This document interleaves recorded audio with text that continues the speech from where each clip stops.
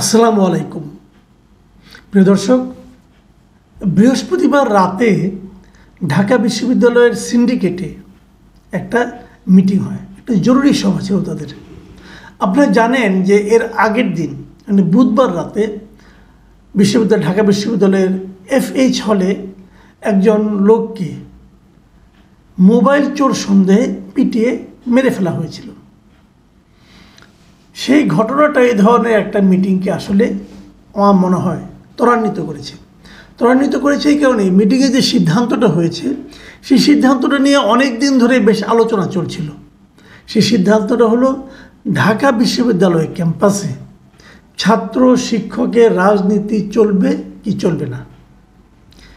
এই প্রশ্নটা অনেক পুরনো এবং এই প্রশ্নকে কেন্দ্র করে প্রকৌশল বিশ্ববিদ্যালয়ে কিন্তু বেশ মারামারিও হয়ে গেছে এবং আবরার নামে একটা ছেলেকে ছাত্রলীগের গুন্ডারা, ছাত্রলীগের ছেলেরা তাকে নৃশংসভাবে পিটিয়ে মেরে ফেলার পর তখন সেখানে কিন্তু ছাত্রদের দাবির প্রেক্ষিতে প্রকৌশল বিশ্ববিদ্যালয়ে ছাত্র রাজনীতি বন্ধ হয়ে গিয়েছিল এবং এবার সরকার পতনের আগে কয়েক মাস আগে আবারও সেখানে রাজনীতি শুরু করার জন্য ছাত্রলীগের পক্ষ থেকে একটা পায়তারা করা হয়েছিল।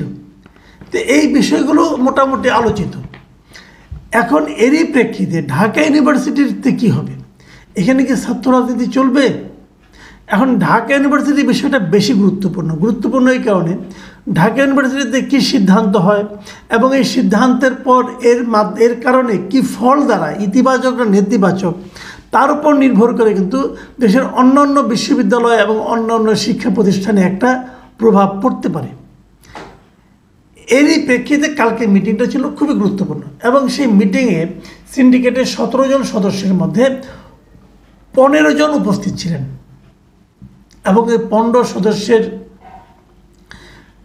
মতামতের ভিত্তিতে যে সিদ্ধান্ত হয়েছে সেই সিদ্ধান্ত হলো যে ঢাকা বিশ্ববিদ্যালয় ক্যাম্পাসে ছাত্র শিক্ষক ও কর্মকর্তা কর্মচারীদের সব ধরনের দলীয় রাজনৈতিক কর্মকাণ্ড বন্ধ রাখার সিদ্ধান্ত নিয়েছেন বিশ্ববিদ্যালয় প্রশাসন। তার মানে ঢাকা বিশ্ববিদ্যালয়ে কোনো দলীয় রাজনীতি চলবে না। দলীয় রাজনীতি আমাদের এখানে অনেক দিন ধরে চলছিল, কিন্তু যদিও দোষ দেওয়া হয় ছাত্র রাজনীতির দোষ, কিন্তু এর মূলে কিন্তু ছিল যে রাজনৈতিক দলগুলো বাইরে আছে তারা সবাই চেয়েছে যে এই বিশ্ববিদ্যালয়ে তার অনুগত একটা ছাত্র সংগঠন থাকুক। শিক্ষকরা সবসময় চেয়েছে, কারণ শিক্ষকরা দেখেছে যদি তারা কোনো দলের সঙ্গে একীভূত হতে পারে, দলের ব্যানারে কাজ করতে পারে, তাহলে এই বিশ্ববিদ্যালয়ের প্রশাসনের গুরুত্বপূর্ণ পদে তাদের নিয়োগ হওয়াটা খুব সহজ হয়ে যায়। কে কোন দলের সমর্থক এগুলি কিন্তু বেশ গুরুত্ব সহকারে আলোচিত হয়। তো এই যে ঘটনাটা ঘটলো, এখন এটাকে সাধারণ মানুষ কিভাবে নেবে অথবা অন্যান্য ছাত্র সংগঠনগুলি বা কীভাবে নেবে? আমি অন্য ছাত্র সংগঠনের মধ্যে যেহেতু ছাত্রলীগের তো এখন পাত্তাই নেই, তারা নাই। আমি যদি জাতীয়তাবাদী ছাত্র দলের কথা ধরি, তার যে সাধারণ সম্পাদক নাসির উদ্দিন, তার একটা কমেন্ট পাওয়া গেছে এবং সেখানে নাসির উদ্দিন বলেছেন কি শুনুন আপনারা। উনি বলেছেন যে ঢাকা বিশ্ববিদ্যালয় হলো গণতন্ত্রের সূতিকাগার, দেশের সকল গণতান্ত্রিক আন্দোলন এখান থেকেই শুরু হয়েছিল, কিন্তু আমরা দেখছি ঢাকা বিশ্ববিদ্যালয়ের রাজনীতি বন্ধ করা হচ্ছে। তারপর উনি বলেছেন যে যারা বিগত ফ্যাসিবাদী সরকারের দোসর তারাই এই সিন্ডিকেটের মাধ্যমে রাজনীতি বন্ধ রাখার সিদ্ধান্ত নিয়েছেন। এই কথাটা কিন্তু খুব ইঙ্গিতপূর্ণ। মানে নাসির উদ্দিন যে কথাটা বলতে চেয়েছেন সেটা হলো যে এখন যদি ছাত্র রাজনীতি শুরু হয়, তাহলে এখন যে বাস্তবতা তাতে হয়তো ছাত্রলীগের পক্ষে ঢাকা ইউনিভার্সিটিতে প্রবেশ করে রাজনীতি করা খুব একটা সহজ হবে না। এই কারণেই হয়তো ছাত্রলীগের পক্ষ থেকে চিন্তা করা হয়েছে যে আমরা যদি রাজনীতি করতে না পারি তাহলে যেন কেউ না পারে। অতএব তারা নানা ক্যারিকেচার করে এবং এই যে সিন্ডিকেট তো আসলে আওয়ামী লীগ আমলে তৈরি, আওয়ামী লীগ আমলের লোকজন এখানে প্রাধান্য ছিল, কাজেই এরাই চাপ দিয়ে যেহেতু ছাত্রলীগ রাজনীতি করতে পারবে না অতএব কেউ পারবে না, এই ধরনের একটা ধারণা এই ছাত্র দলের সাধারণ সম্পাদক উনি দেওয়ার চেষ্টা করেছেন। এটার বাস্তবতা কতটুকু আমি জানি না, তবে ওনার একটা অপিনিয়ন তো পাওয়া গেল এবং উনি আরও বলেছেন যে ছাত্র রাজনীতি বন্ধের সিদ্ধান্ত নেওয়া মানেই জুলাই আগস্ট বিপ্লবকে অপমান করা। ঢাকা বিশ্ববিদ্যালয়ের শিক্ষার্থীরা এই অনৈতিক সিদ্ধান্ত মেনে নেবে না, আমরা ছাত্রদলও এই সিদ্ধান্ত প্রত্যাহারের দাবি জানাচ্ছি। তার মানে ওনারা এই সিদ্ধান্তটা পছন্দ করেনি। এখন আমরা দেখতে চাই একটু যে সাধারণ মানুষরা কী ভাবছে, সাধারণ মানুষের মতামতটা কী, অথবা আমি নিজেই বা কী ভাবছি। যেহেতু এটা এই চ্যানেলে আমি কথা বলছি, আমি নিজেও আমার একটা মতামত দিতে চাই। তার আগে আমি বলি, আজ থেকে ঠিক 5 দিন আগে আমি আমার এই চ্যানেলে এই চ্যানেলে আমি একটা জরিপ করেছিলাম। সেই জরিপের প্রশ্ন ছিল শিক্ষা প্রতিষ্ঠানে ছাত্র রাজনীতি থাকা উচিত নাকি উচিত নয়। সেখানে 50,000 লোক ভোট দিয়েছে, 50,000 কিংবা তার চেয়ে বেশি এরকম। আমি আজকে দেখলাম এটা 50,000 লোক মতামত দিয়েছে। সেই মতামতের মধ্যে 50,000-এর 16% বলেছে থাকা উচিত, আর 83% বলেছেন যে উচিত নয়, আর 1% লোক বলেছেন যে ওনারা ব্যাপারটা নিয়ে জানেন না। তার মানে 50,000-এর মধ্যে 8,000 লোক বলেছে যে উচিত, রাজনীতি থাকা উচিত, আর এদিকে 41,500 লোক বলেছেন যে থাকা উচিত নয়, আর এমনিতে মাত্র 500 লোক বলেছেন তারা জানেন না জিনিসটা। তো এই হলো গিয়ে আমার সেই জরিপের ফল। এই জরিপ যখন আমরা করি তখন তো আমি জানতাম না যে এই আলোচনাটা, এই সিদ্ধান্তটা হয়ে যাবে। আমি বলেছিলাম এই কারণে তখন একটা ধারণা আলোচনা চলছিল ছাত্র রাজনীতি থাকবে কি থাকবে না। এই জরিপে কিন্তু সবাই অংশ নিয়েছে, এখানে ছাত্ররা অংশ নিয়েছে, এখানে অছাত্ররাও অংশ নিয়েছে, এখানে ছাত্রদের অভিভাবকরা অংশ নিয়েছে, বিভিন্ন লোক নিয়েছে, এবং এখানে 369টা মন্তব্য পড়েছে, এবং সেই মন্তব্যগুলি সেগুলো আপনারা যেও পড়তে পারেন। ম্যাক্সিমাম মন্তব্য কিন্তু ছাত্র রাজনীতি বন্ধের পক্ষে। এখন প্রশ্ন হলো, যখনই ছাত্র রাজনীতি বন্ধের কথা বলা হয়, যে জিনিসটা নাসিরুদ্দিন বললেন, উনি বললেন যে এটা হলো বাংলাদেশের গণতন্ত্রের সূতিকাগার।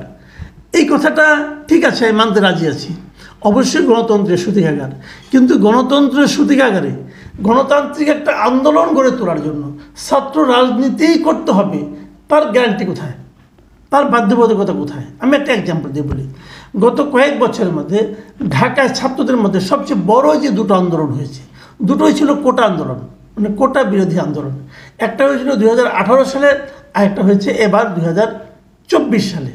2018 সালে এই আন্দোলনটা কিন্তু অরাজনৈতিক ছাত্ররা শুরু করেছিল। মাথায় রাখবেন, নুরু ছিলেন, উনি একসময় ছাত্রলীগের হল কমিটির কর্মী ছিলেন, কিন্তু উনি বেসিক্যালি পরে কিন্তু উনি অরাজনৈতিক ব্যক্তি হিসেবে কিন্তু এই আন্দোলনটাকে চালিয়ে নিয়েছেন। এবং তারপর তাদের ছাত্রত্ব শেষ হওয়ার পর তারা পরে রাজনীতিতে জয়েন করেছেন।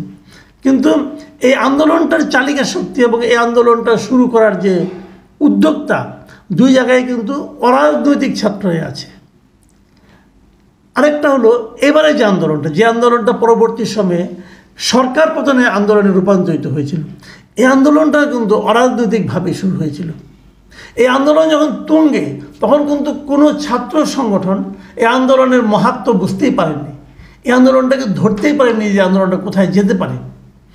আমি মানি সকল রাজনৈতিক সংগঠন যেগুলো আছে, ছাত্র রাজনীতি যারা করছেন, ছাত্রলীগ ধরেন, ছাত্র দল বলেন, অন্যান্য যে রাজনৈতিক দলগুলো আছে, তারা সবাই হয়তো এই আন্দোলনে সম্পৃক্ত ছিলেন, কিন্তু আন্দোলনের নেতৃত্বে কিন্তু তারা কেউ দিতে পারেননি, নেতৃত্বে তারা কেউ ছিলেন না। তাহলে এটুকু অন্তত আমি বলতে পারি যে একটা আন্দোলন গড়ে তোলার জন্য কোনো একটা রাজনৈতিক দলের অঙ্গ সংগঠন অথবা ভাতৃপ্রতিম সংগঠন হওয়া আসলে জরুরি নয় শিক্ষাঙ্গনে। আবার যে কথাটা অনেকে বলেন যে এটা গণতান্ত্রিক আন্দোলনের সূতিকাগার, মানে এটা বলতে যে তারা কিন্তু 69-এর গণ অভ্যুত্থান অথবা আমাদের স্বাধীনতা যুদ্ধ, এই কথাগুলি টেনে নিয়ে আসেন। বাট বাস্তবতা হলো ওই সময়ের বাস্তবতা আর আজকে বাস্তবতা এটা কিন্তু এক নয়। কাজেই ছাত্র রাজনীতি মানে আপনার মূল রাজনৈতিক দলের যে অনুশীলনটা ছাত্রদের মধ্যে করাটা, এটাতে খুব একটা জরুরি, এটা আমার কাছে আসলে মনে হয় না। রাজনীতিতে চলতেই পারে, কেন ছাত্ররা ঐক্যবদ্ধ হবে না? ছাত্র সংগঠনও থাকতে পারে আমার বিবেচনায়, তারা ছাত্রদের অধিকার নিয়ে আলোচনা করবে, ছাত্রদের সমস্যা নিয়ে কথা বলবে, কোনো সমস্যা নাই। কিন্তু মূল একটা রাজনৈতিক দল থাকবে, সেই দলের নেতারা তাদের যা বলে দিবে এখানেও তারা তাই করবে, এবং নিজেরা যখন সংগঠন করবে, সম্মেলন করবে, সেই সংগঠন অথবা সম্মেলন করার জন্য মূল দলের যারা নেতা আছেন তাদের দিকে তাকিয়ে থাকবেন, এবং মূল দলের নেতারা তাদের সংগঠনের নেতা নেত্রী নির্বাচিত করে দেবেন। এই যে প্রক্রিয়াটা চলছে, আমি মনে করি এই প্রক্রিয়াটা বড় ধরনের ক্ষতির কারণ হবে ছাত্রদের জন্য। আরেকটা জিনিস বলি, আমি সারা দুনিয়াতে কোনো দেশে, অন্য দেশগুলোতে বিশ্ববিদ্যালয়ে অথবা শিক্ষাঙ্গনে এ ধরনের কি মূল রাজনৈতিক দলের কোনো অঙ্গ সংগঠন কাজ করে? এই প্রশ্নটা আপনাদের কাছে থাকলো, আপনারা এই প্রশ্নের জবাব খুঁজে দেখেন, ইন্টারনেটে আজকাল সবই পাওয়া যায়, এটা নিয়ে আর আমি বলছি না। প্রিয় দর্শক, আশা করি আমাদের এই আলোচনার মাধ্যমে এতটুকু বোঝা গেছে যে ছাত্র রাজনীতি নিয়ে আমাদের আসলে কোন দিকে যাওয়া উচিত। এখন এ পর্যন্তই। আল্লাহ হাফেজ।